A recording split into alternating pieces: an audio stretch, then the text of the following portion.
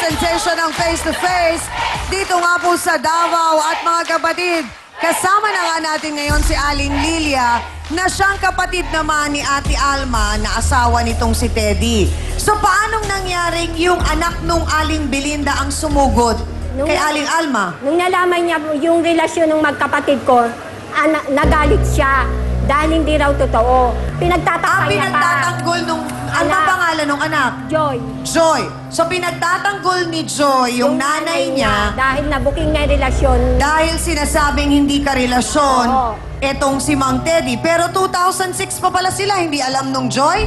Mang Teddy? Maaring nagbibingi-bingihan lang ho sa mga chismis. Walang nakakaalam sa mga anak. Basta nakikita niya lang pa ako nasa loob ng bahay nila. Yung anak niya, ni So, Belinda. hindi ho ba sila nagtataka bakit nandun kayo sa loob ng bahay? Hindi naman po. Akala ko kasi nagiinuman lang kasi ang nangyayari ho, pagkatapos magawa ng bahay, magiinuman sila. Pag nalasing na siguro, bumibigay na yung kabit. Iba na. Wala na ang bayan. Tapos, yung bayaw ko, walang inuuwing pera. Ang kapalit pala, ang kapalit, siguro, nung lalaki.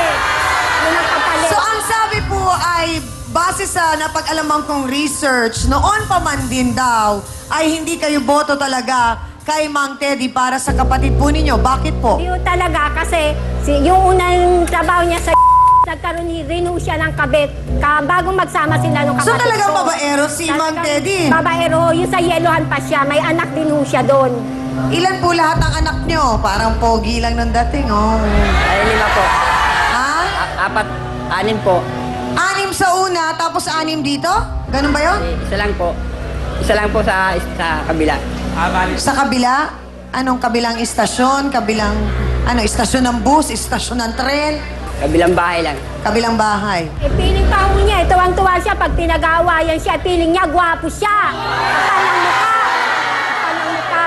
Na pag pinag-aawayan So, siya. noon pa man talagang hindi na kayo boto? Ayaw Babaero ko na talaga. talaga siya noon? Babaero. Eh bakit tinuloy po ni Ate Yung Alma? Eh, kapat- pati ho pala mga Matigas magulang din nyo, ho hindi kasi ang boto ulo din. Matigas din ho ang ulo niya, kapatid namin. Pati ho magulang namin, ayaw talaga. Talagang ginigit-git pa niya yung sarili niya dyan. Okay. Matagal na hanggang sa So, nung umabot na sumugod ano. po yung Joy, doon yun nakumpirma na talagang may relasyon. Oo. Ano pong sabi sa inyo ni Ate Alma?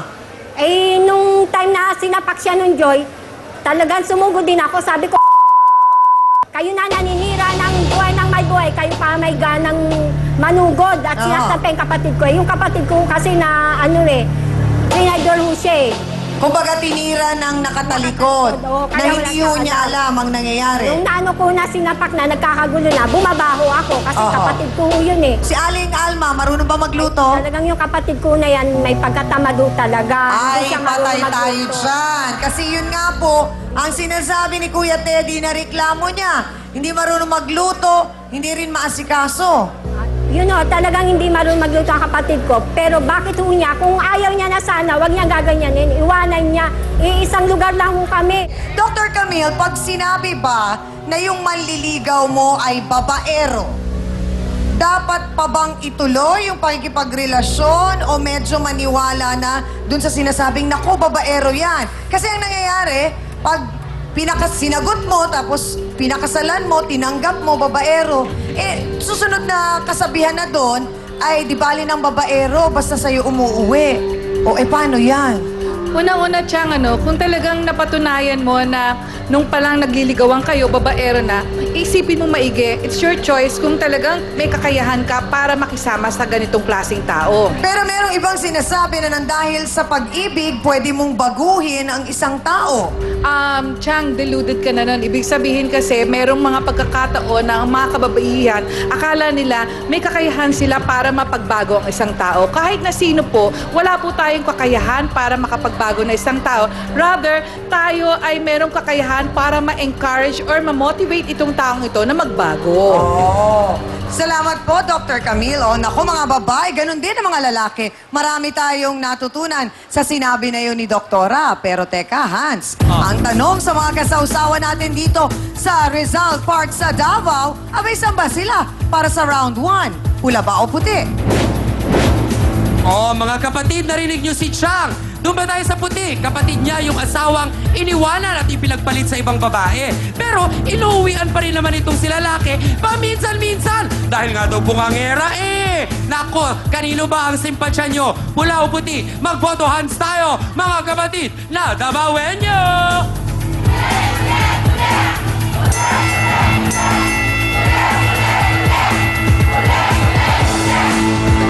Abat siyang kapansin-pansin ha na may mga babaeng ang itinataas ay ang kulay pula na parang sinasabi nilang naintindihan nila kung bakit itong si Kuya Teddy ay nakuha pang maghanap ng ibang babae. Pero syempre, mas marami pa rin naman ang nakataas na puti bilang suporta sa tunay na asawa. Yan ang ating botohan.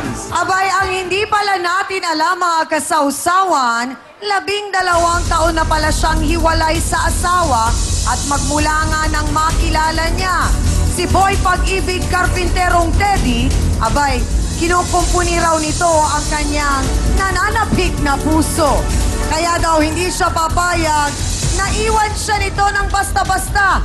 Ika nga ng kanta ng The Carpenters pa rin, I won't last a day without you.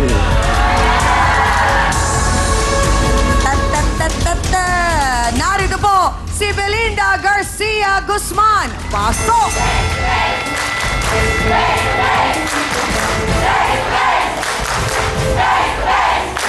Aling Belinda, gaano po katotoo, napag-alaman ko, na umabot na kayo sa puntong nagkabaranggayan na nagkaaway-away na doon, pero ayaw pa rin po ninyong itigil ang pakikipagkita po ninyo kay Mang Teddy. Bakit po? Eh, siya yung pumunta sa bahay eh. Kapag naki mukha mo. Hindi So ba kung pumunta po siya sa sandali lang!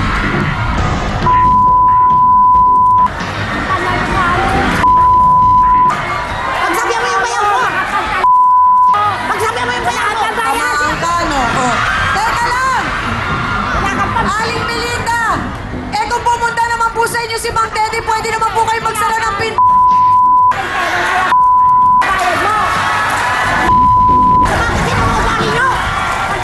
Ang babae po in love sa kanyang karpintero, pupukpukin tayo ng mga dahilan kung bakit ba siya papayag na hindi daw po kasi siya nga papayag na mawala pala si Teddy. Dito lang yan, sa 2 taon ng kumukumpuni ng mga problema ng marami. Ang...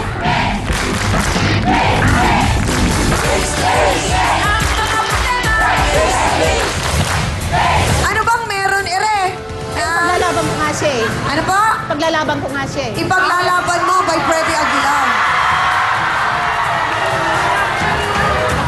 Ano, asta ka pa, asta ka pa. Talagang Akin siya, papayag. excuse me. Di papayag. Bali na yung kapatid mo, elefante. Ako may So bakit po ninyo, ang tanong, Aling Belinda, bakit po ninyo ipaglalaban si Mang Teddy? Gayong umuuwi pa rin siya kay Aling Alma. Ano pong nangyari? Natatakot po ako sa tingin nyo. Hindi. Parang nakakatakot yung tingin ni Ate Belinda. Nationwide na talaga ang face-to-face fever. Luzon! Isoy Baguio, excited kami ni face to face. Certified Salsawero ang buong Baguio dahil manalo ang mga issue. Face-to-face, the number one! Visayas! Diri sa Cebu, number 1 ang face-to-face. Diri sa Cebu, nang sanang ang number one. Diri sa Cebu, face to face ang number one. Dito sa Davao, face-to-face ang number 1. Happy second year anniversary face-to-face! Buong Pilipinas, nakikisaw-sa! Sabay-sabay mga nanay! Huwa!